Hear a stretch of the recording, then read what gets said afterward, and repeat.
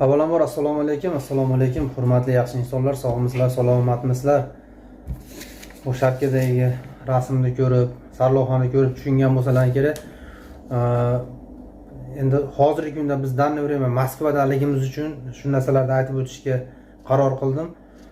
Barcha musulmon ahli, O'zbekiston, Tojikiston fuqarolari keladi. Baribir qaysi davlatga borsalaringiz ham nima deydi? Qonunga bo'ysunishga majburmiz.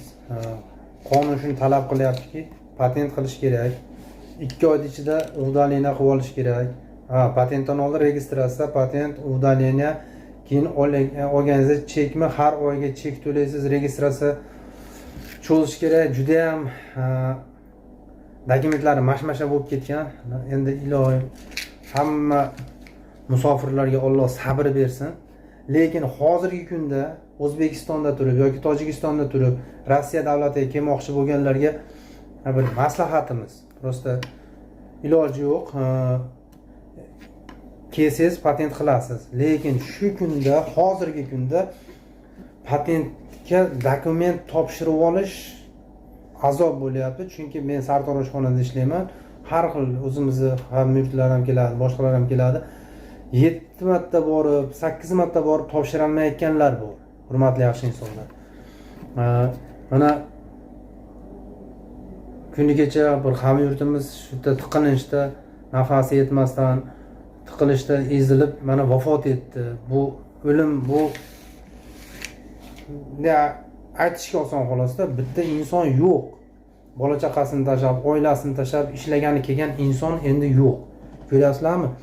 Sarson sargardon bo'lib mana yerda endi kemaylar ham deyalimiz. Chunki har bir insonda o'ziga yarasha tashvishi bor, o'ziga yarasha oilaviy shu bir farzandlarni, bola chaqalarni baqish kerak, ishlagani kelish kerak, lekin jindek tanaffus qilib turib kelish kerakmi deyapman. Chunki hozir kelganingizdan keyin bez patent ishga olmaydi.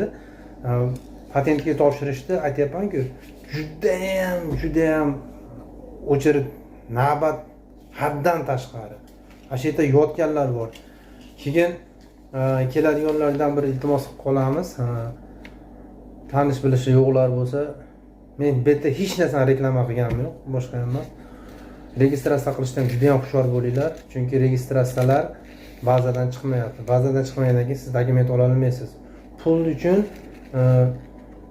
endi majburmiz gapirishga, o'zimizni hamyurtlarimiz pul uchun ham yo'q qilyapti, to'g'risi. Mana o'zim ham masalan necha yillar tanish bo'lgan odamim udaleniya qilaman deb meni dokumentimni pulimni olib, dokumentni olib qilib bermadi.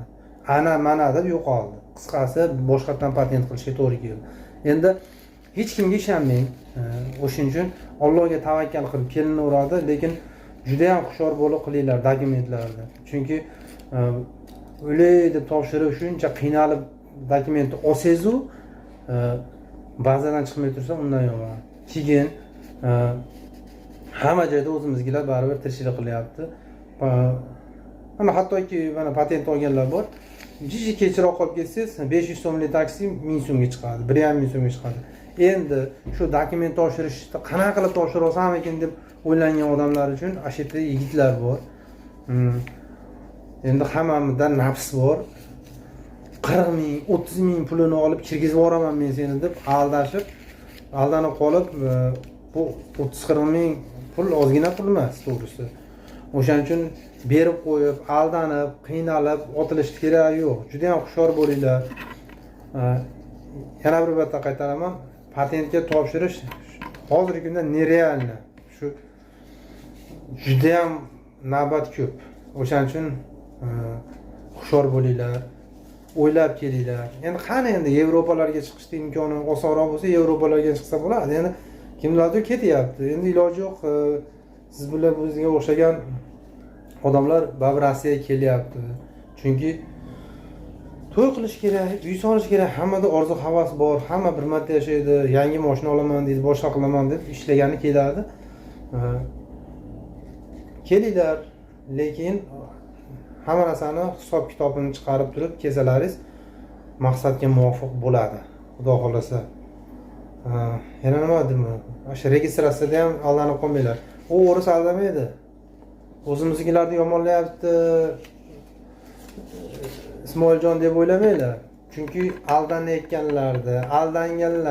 Mana men aldanganlardan bittasiman. Men o'zim ham uvdanlikni qilaman deb Bekzod degan bir tanishim bor edi.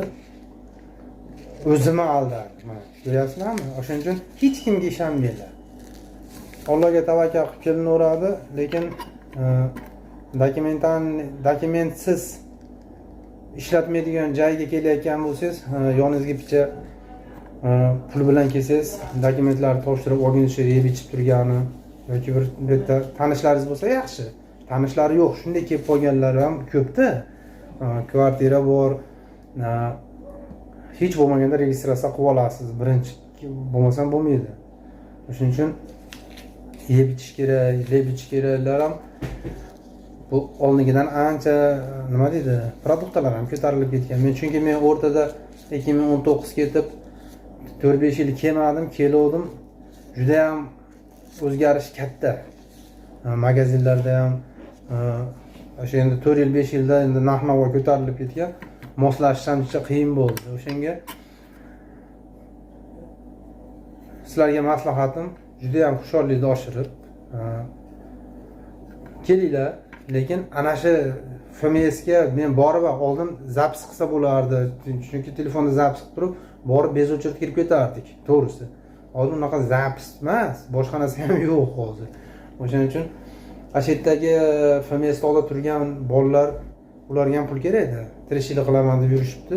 O'shalarga ham mo'j qo'lidan keladiganlari ham bordir, lekin hammasini ham qo'ldan kelmaydi deb bolalarda. Chunki o'sha biz borganimizda ham imtihondan o'talmaganlar bo'lsa biz yordam beramiz, işte qo'ldan kelgancha yordam berishganlari bor. Lekin hozirgi kunda ichkariga kirgizib yuborish u hammani ham qo'ldan kelmaydi. Balki bordir zo'ri, lekin uni topish kerak. Lekin kimgadir bitta tanishingizga yordam bergan bo'lsa 30-40 ming rubl pulni o'zi pul topgani kelyapsiz, bilet olib kelyapsiz. Endi kelib turib ham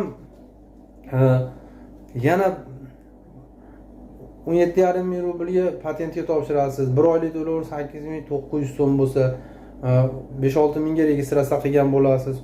Undan tashqari yana ichkariga kirib olish uchun ham 30-40 ming rubl berib aldanib qolmanglar demoqchiman. Hurmatli jigarlar.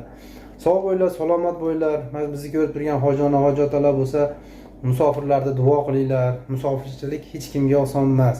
Endi hamma ham yo'lini topmaguncha shunaqa bo'ladi. Xudoyimga shukr, shunchalik rizqimizni chachib qo'yibdi, ham terib yeb ketyapmiz. Shuni aytib qo'ymoqchiman. Mana aytayapman, o'lim darajagacha yetdi. U hazil narsa emas. Sog' bo'linglar, salomat bo'linglar. Shu FMSda shu vafot etgan hamyurtimizga ham Alloh rahmat qilsin, eson-omon joyiga qo'yishib olsin. Qolganlarga sabr, ishlarga rivoj, omad. Biz ham duo qilib turinglar.